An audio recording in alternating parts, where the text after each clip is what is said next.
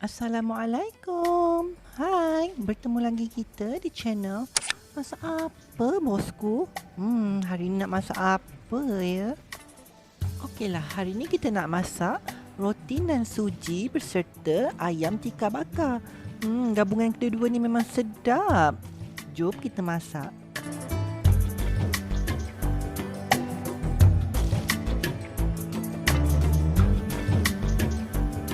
Okey, antara bahan-bahan yang kita perlukan adalah 2 cawan tepung seberguna,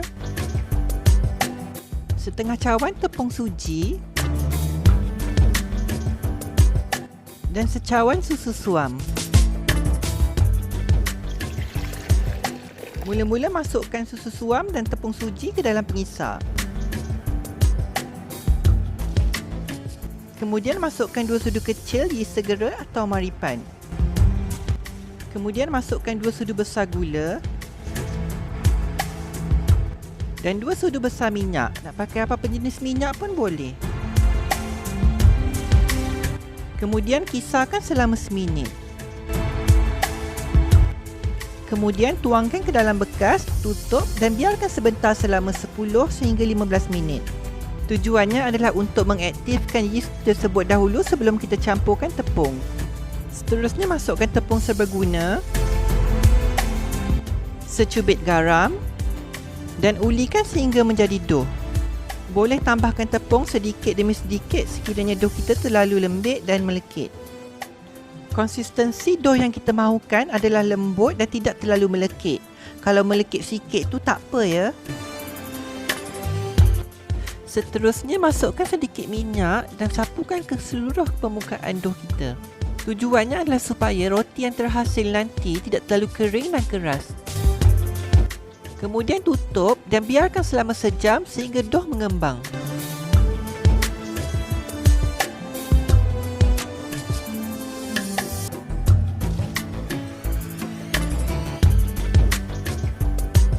Okey, seterusnya bahagikan dough kepada beberapa dough yang kecil sebelum kita gelek menjadi nipis.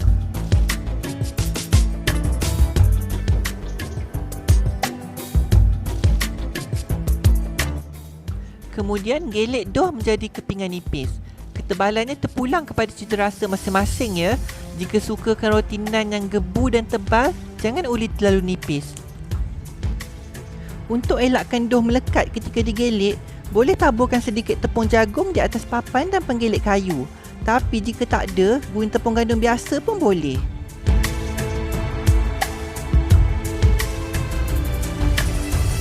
Seterusnya tutup dengan kain dan biarkan sebentar selama 5 minit. Kemudian bolehlah kita masak roti nan kita. Masak di atas non-stick pan dengan menggunakan api sederhana kecil sahaja ya. Setelah gelembung udara mulai muncul dari dalam roti kita, bolehlah kita balik-balikkannya sehingga ianya masak serata.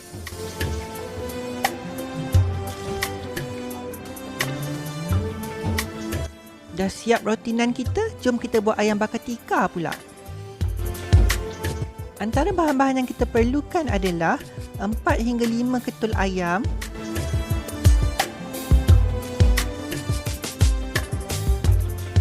1/3 cawan yogurt tanpa perisa dan jus daripada setengah biji lemon.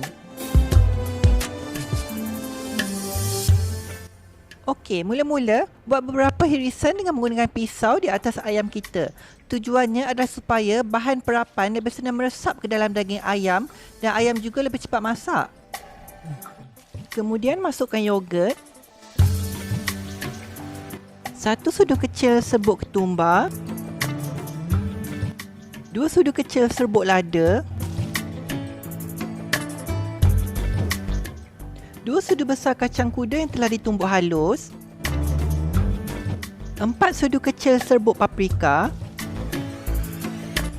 2 sudu besar bawang putih dan halia yang telah ditumbuk halus, setengah sudu kecil serbuk kayu manis, setengah sudu kecil serbuk kunyit, 1 sudu kecil serbuk jintan putih dan garam secukup rasa. Kemudian gaulkan sehingga serata.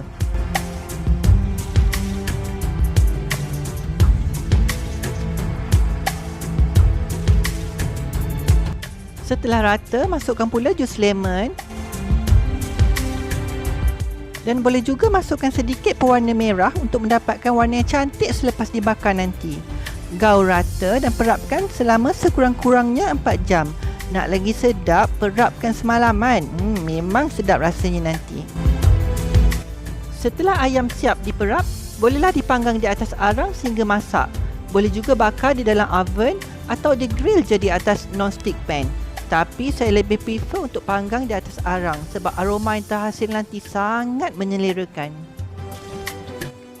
Siap pun roti nan dan ayam tandoori kita. Untuk lebih sedap, boleh hidangkan bersama irisan bawang dan sedikit perahan jus lemon nipis atau lemon. Mungkin ada di antara anda yang berminat untuk jadikan juadah ni sebagai menu jualan. Okey, jom kita lihat berapa kos yang diperlukan. Okey, mula-mula kita tengok kos untuk sekeping roti nan dulu. Kos untuk sekeping roti nan adalah 55 sen sahaja.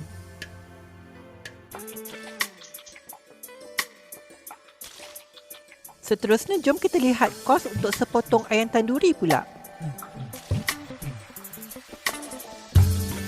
Ini bermakna kos untuk seketul ayam tandoori adalah sebanyak RM1.90.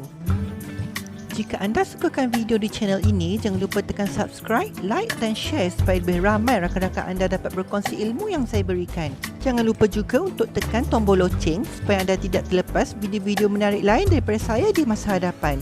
Sebarang cadangan atau pertanyaan boleh tinggalkan di komen. Don't forget to subscribe.